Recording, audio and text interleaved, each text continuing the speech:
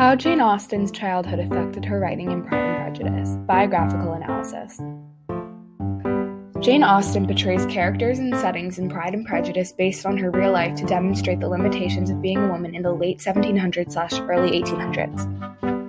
Jane Austen was born on the 16th of December, 1775, in Steventon, a small village in southern England. She was the seventh of 8 children, and she had 6 brothers and 1 sister named Cassandra.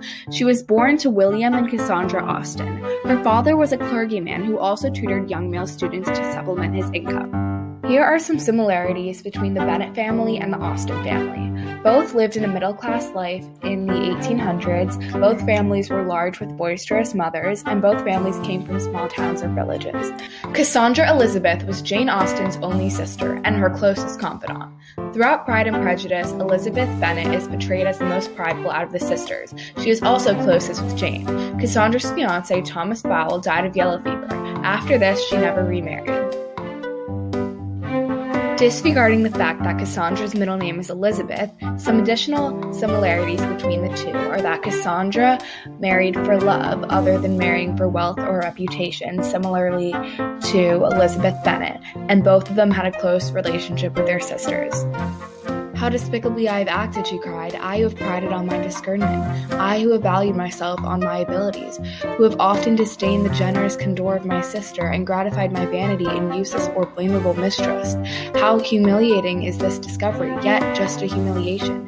Had I been in love, I could not have been more wretchedly blind. Vanity, not love, has been my folly. Pleased with the preference of one and offended by the neglect of the other, on the very beginning of our acquaintance, I have courted prepossession and ignorance, and driven reason away. Where either were concerned, till this moment I never knew myself."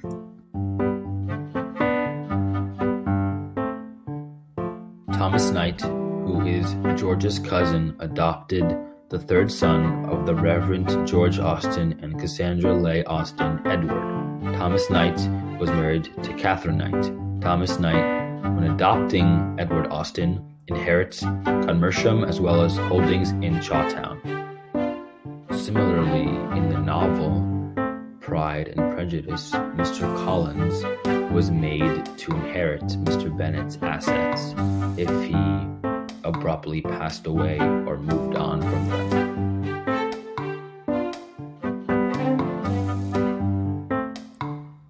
Having now a good house and very sufficient income, Mr. Collins intended to marry. He meant to choose one of the daughters if he found them as handsome and amiable as they were represented by common report. This was his plan of amends, of atonement, for inheriting their father's estate, and he thought it an excellent one, full of eligibility and suitableness, and excessively generous and disinterested on his own part.